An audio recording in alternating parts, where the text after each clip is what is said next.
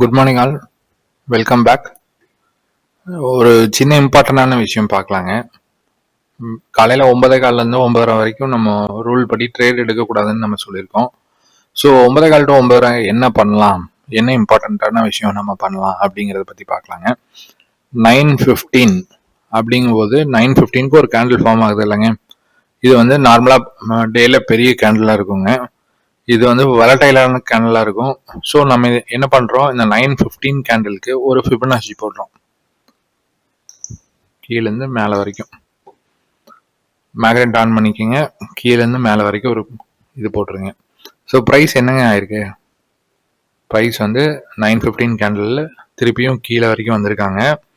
வந்துட்டு இதோட 50% இருக்குல்லங்க, அந்த 50% வரைக்கும் போயிருக்காங்க. அந்த 50%க்கு மேலே க்ளோஸ் கூட வச்சுருக்காங்க. ஆனால் அதுக்கு மேலே ட்ரேட் ஆகலை. திருப்பியும் கீழே வந்துட்டு திருப்பி 50%ல போய் ட்ரை பண்ணியிருக்காங்க. ஸோ இந்த இடத்துல ரிஜெக்ஷன் பிரிண்ட் ஆகுதா அப்படிங்கிறது பார்க்கணும்.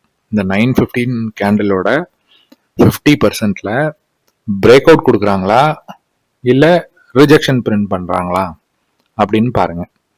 ரிஜெக்ஷன் பிரிண்ட் பண்ணாங்கன்னா அதே டைம்ல ப்ரீமியம் சார்ட்ல பாருங்க, பிஇ சைடில் பிரேக் அவுட் கொடுக்குறாங்களான்னு பாருங்க. பிஇ சைடில் பிரேக் அவுட் கொடுத்தாங்கன்னா அன்னைக்கு வந்து நம்ம பிஇ டார்கெட் க்ளோஸ்லேருந்து அதோட ப்ரீவியஸ் டே ஹை வரைக்கும் கட்டாயமாக அச்சீவ் ஆகும்.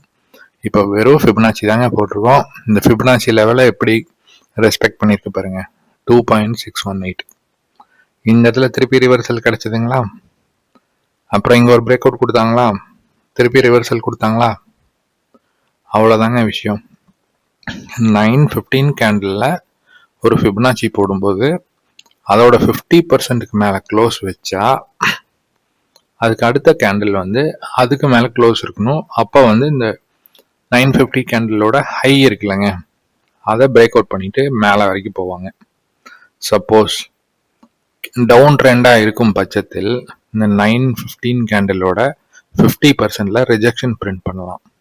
ரிஜெக்ஷன் பிரிண்ட் பண்ணால் down trend, break out print பண்ணால் அப் ட்ரெண்ட்.